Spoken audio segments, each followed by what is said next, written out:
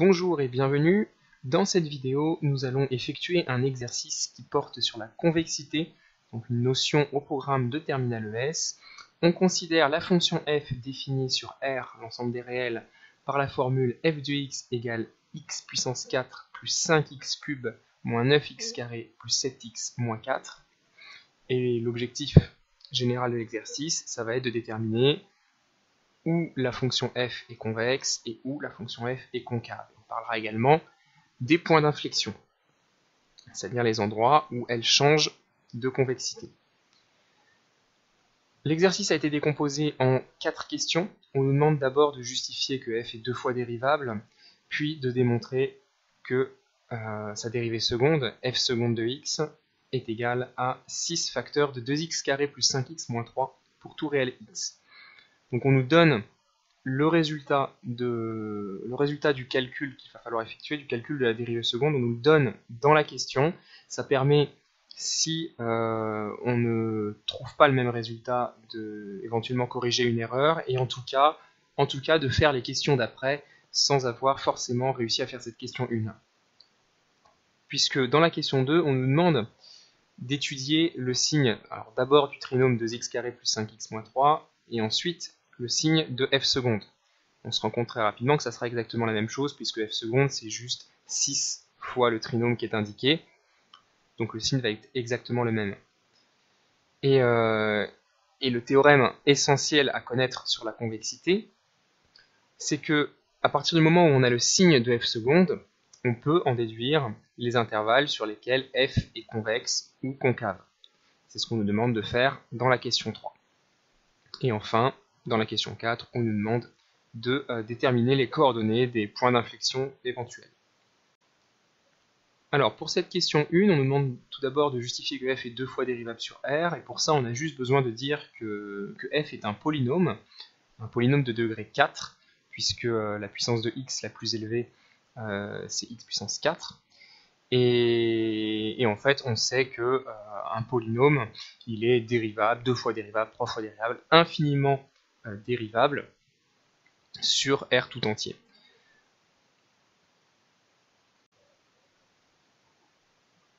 On écrit donc que f est 2 fois dérivable sur R en tant que polynôme.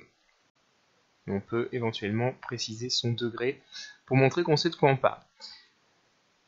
Ensuite, le calcul de la dérivée seconde à proprement parler, il va d'abord falloir qu'on dérive une première fois pour calculer la dérivée, et on dérive ensuite une deuxième fois la dérivée pour obtenir f seconde. Alors dériver un polynôme, c'est assez facile parce que la dérivée est compatible vis-à-vis de la somme et de la multiplication par un coefficient constant.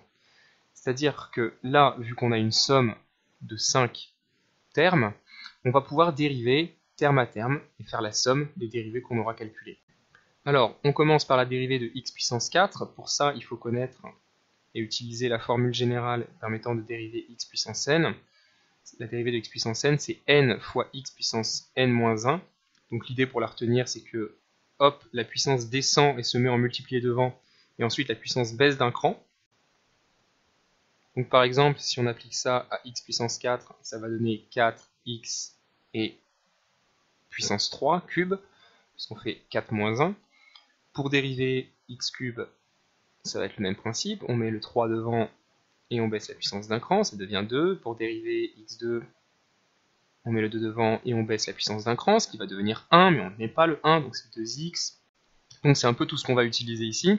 On commence par la dérivée de x puissance 4, donc on a dit 4x cube, plus, alors on a 5 fois x cube. Ce que je viens de dire, c'est que la dérivée est compatible vis-à-vis du produit par un coefficient constant, c'est-à-dire que la dérivée de 5 fois x cube, c'est 5 fois la dérivée de x cube. Et la dérivée de x cube, on a dit que c'était 3x carré. Même principe pour le reste, on va avoir moins 9 fois la dérivée de x carré, donc moins 9 fois 2x, plus 7 fois la dérivée de x. La dérivée de x, il faut la connaître, c'est 1, tout simplement. Et enfin, la dérivée de 4, on enlève la dérivée de 4, la dérivée de n'importe quelle constante, n'importe quel coefficient constant, c'est 0.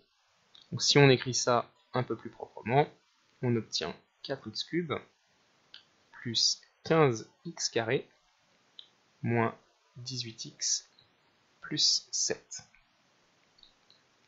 On va maintenant dériver une seconde fois. Donc on est reparti pour un tour. La dérivée de 4x³, ça va être 4 fois la dérivée de x³, c'est-à-dire 4 fois 3x², plus 15 fois la dérivée de x², donc 15 fois 2x, moins 18 fois la dérivée de x, 18 fois 1, plus la dérivée de 7, qui est une constante, donc il donne 0. On obtient ainsi 12x² plus 30x moins 18. Et nous, on nous demandait de prouver que f seconde de x s'écrivait 6 facteurs de 2x² plus 5x moins 3.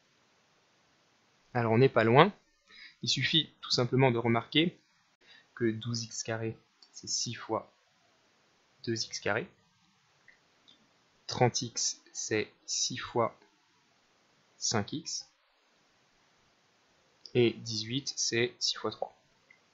Chacun des coefficients, 12, 30 et 18, sont en fait divisibles par 6, c'est pour ça qu'on va pouvoir mettre le 6 en facteur. Et il va nous rester à l'intérieur de la parenthèse du 2x² plus 5x moins 3, ce qui est exactement le résultat qui était attendu. Alors on passe à la question 2, où on nous demande d'étudier le signe du trinôme 2x² plus 5x moins 3, qui est apparu ici après notre factorisation dans l'expression algébrique de f seconde. C'est un trinôme, c'est-à-dire de la forme ax² plus bx plus c. Donc on a une méthode pour étudier le signe, la méthode du discriminant delta. On identifie les coefficients ici, a qui vaut 2, b qui vaut 5 et c qui vaut moins 3.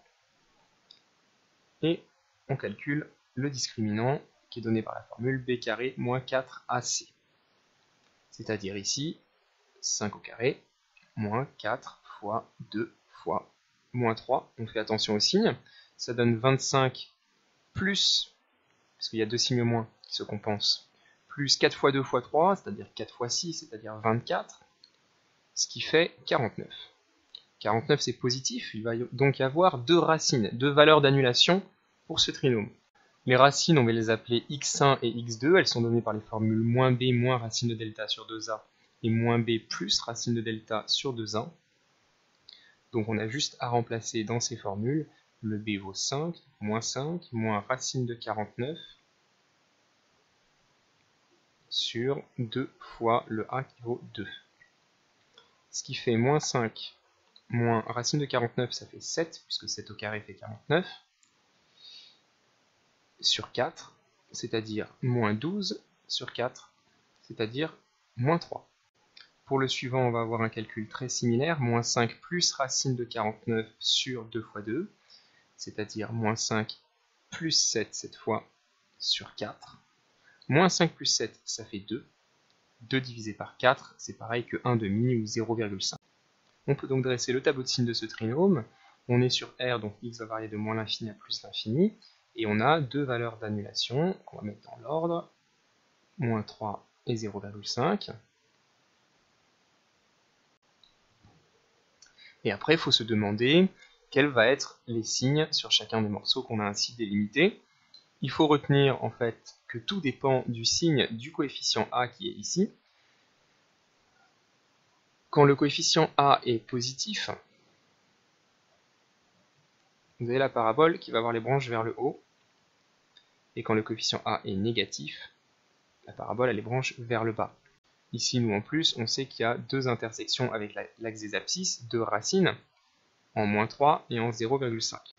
Et on est dans le premier cas, puisque notre A vaut 2, il est positif, avec les branches vers le haut.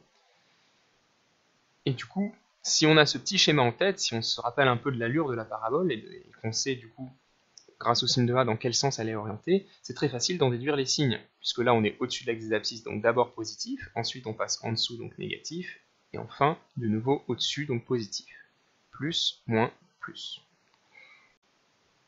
Pour terminer la question, on nous demande de dresser le tableau de signes de f seconde sur R. Mais f seconde, c'est justement 6 fois le trinôme qu'on vient d'étudier. Et 6, c'est un nombre positif. Donc multiplier ce qu'on vient d'étudier par 6, ça va absolument rien changer au signe. Donc on peut éventuellement l'écrire. Le signe de f seconde de x est exactement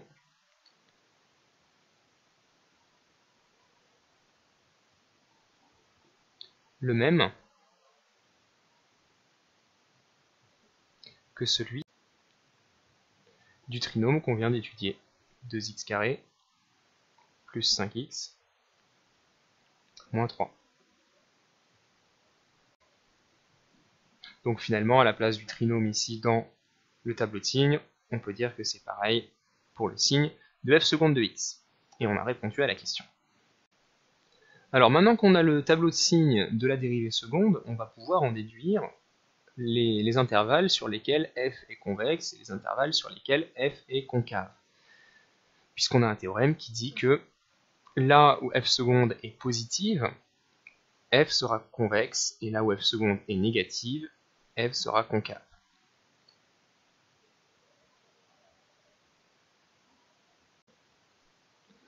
Donc on commence par f est convexe sur... Alors il y a deux morceaux, deux intervalles sur lesquels la dérivée seconde est positive. Il y a moins l'infini, moins 3, et il y a 0,5 plus l'infini.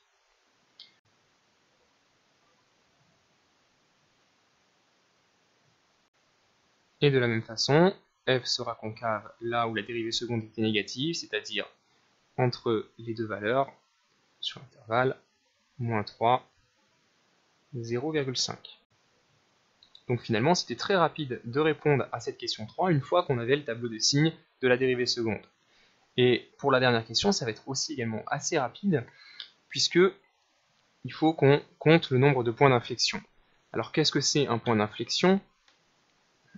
C'est tout simplement l'endroit, le point de la courbe où la fonction f va changer de convexité. C'est-à-dire qu'elle va passer de convexe à concave ou de concave à convexe. Et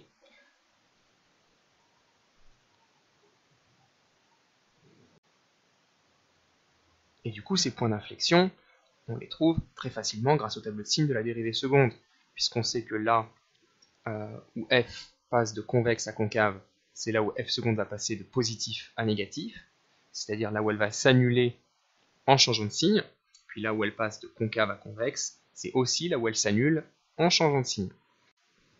Donc les points d'inflexion, on les retrouve en regardant les endroits où f seconde s'annule en changeant de signe. Et le en changeant de signe est très important, parce que si f seconde s'annule, par exemple, si on se retrouve avec du plus une valeur d'annulation et puis que la fonction reste positive, il n'y a pas eu de changement de signe, donc il n'y a pas eu de changement de convexité. Et du coup, il n'y a pas de point d'inflexion.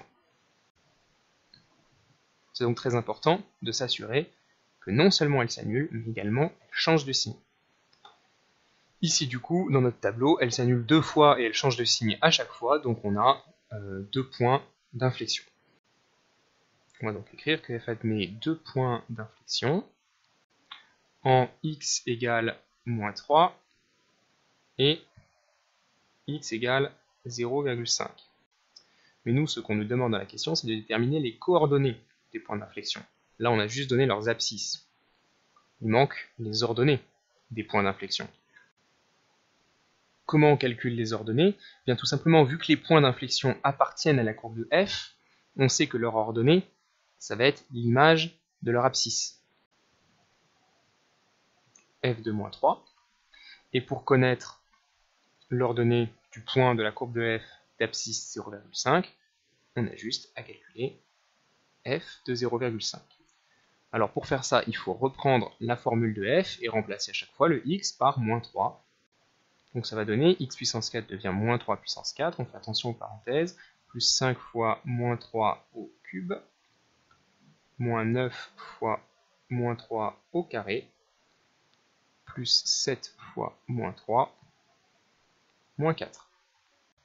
Alors on peut utiliser la calculatrice pour faire le calcul plus rapidement. On trouve moins 160, et pour calculer ensuite l'image de 0,5, c'est le même principe, sauf qu'au lieu de le faire avec moins 3, on le fait avec 0,5. Et la calculatrice nous donne moins 2,0625, valeur exacte. On peut donc dire que les points d'inflexion de f ont pour coordonnées moins 3, moins 160 et 0,5, moins 2,0625. Ce qui conclut cette question et nous permet donc d'achever l'exercice. J'espère que cette vidéo vous a plu, que vous l'avez trouvée compréhensible. Merci et à bientôt.